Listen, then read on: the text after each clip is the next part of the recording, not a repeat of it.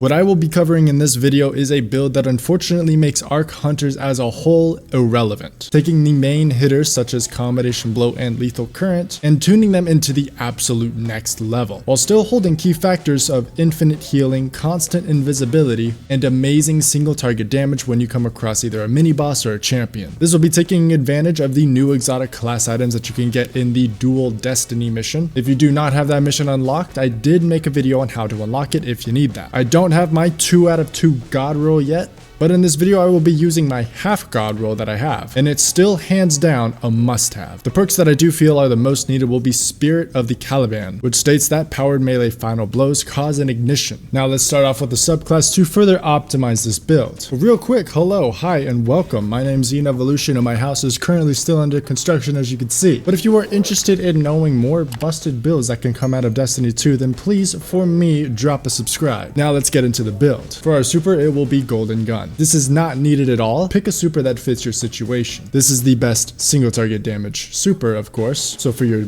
boss bakes, this is the one you would go with. The Silence and Squall is still a top contender when it comes to ad clearing, or make up an excuse for the other 3. It's okay. Moving on to the dodge though. The dodge is actually very important. It is Gambler's Dodge. It states right here that by dodging near enemies, it will fully recharge your melee. This comes with the idea that we will be using Combination Blow. A Combination Blow can do 2 things. One is that it can have a stacking damage bonus up to 3 times for a 309% increase in melee damage. The other is that when you get a final blow with a powered melee strike, which will be Combination Blow, it will fully refund your class ability. So these 2 will cause the infinite cycle between them. My grenade is only grapple grenade because it's just the one I picked. You do not have to go with it. Now the aspects. These 2 are very important to each other. It comes in with synergy that will later come on into the fragments, but for our first one will be Stylish Executioner. And for the second one, it will be Winter Shroud. Stylish Executioner does 2 things. When defeating an enemy that is affected by any type of subclass verb, being slow, weakened, scorched, jolted, so on and so forth, you will turn invisible upon defeating them. Now that piggybacks off of our Winter Shroud dodge, is that by dodging, you will release a burst of slow to the enemies around you. Now, of course, this slow debuff does activate the Stylish Executioner in order to turn you invisible. But again, I said Stylish Executioner does 2 things. One is it will turn you invisible when defeating an enemy that is affected by a verb, and the other is that on the single melee that you hit on going out of invisibility, you will have a 200% increase to your melee damage on top of all of the combination blows. This one actually threw me through a loop because I thought for a second that once you punch just wasn't working, which wasn't the case at all. It was just the idea that Stylish Executioner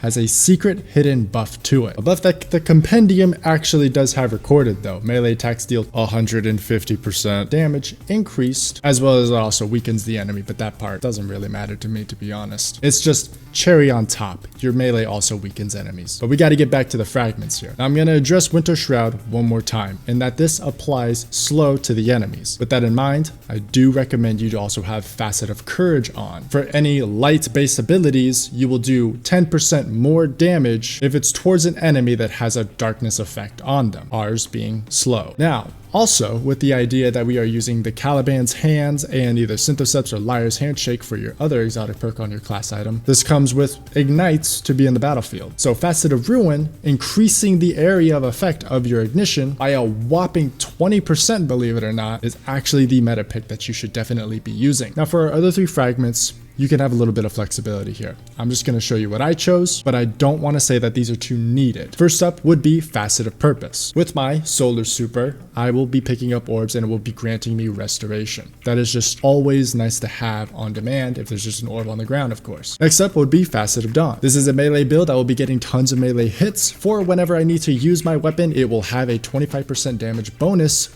with it. Now, lastly is just one that is a fan favorite over from the Arc subclass, but this one is unfortunately more watered down than the Arc subclass one. This is the Facet of Protection. Now the Facet of Protection looks a lot like the Spark of Resistance. That's because they practically are the same thing, except Spark of Resistance is a 25% damage reduction when surrounded by 3 or more enemies, and Facet of Protection is unfortunately only a 15% damage reduction when surrounded by 3 enemies. It is highly unfortunate it got nerfed when putting it over onto the Prismatic subclass, but honestly, Prismatic Hunters are as busted as it gets. You can live without the extra whatever percentage, right? Combination Blow heals you, Stylish Executioner turns you invisible, and Winter Shroud also piggybacks into the keeping you invisible as well as applying you a 10% boost to your light abilities as well. And the ignitions, being increased by 20% is always nice to have. And moving over to the mods, I'm just going to let you copy this build right here if you want to actually copy it. So pause the video, take a good look at it, but we'll be moving on and into the actual builds ourselves. So for the head, since this is a melee based build, and if you want more super spam, I do say hands-on is the way to go. And you might be seeing special ammo finder and scouts. Of course, the scouts only if you're in a team environment, but believe it or not, we have 2 weapons in the game now that out DPS a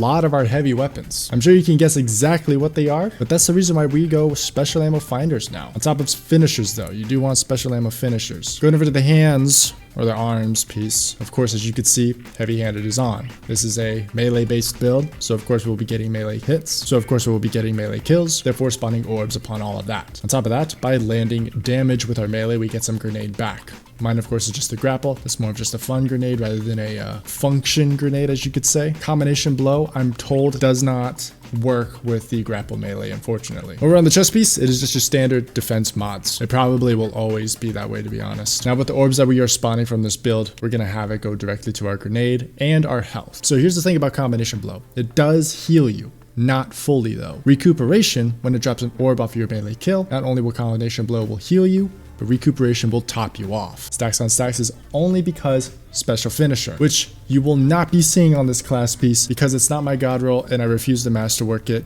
But what you would want to run in the end of the day would be a special finisher and probably a powerful attraction on the class piece.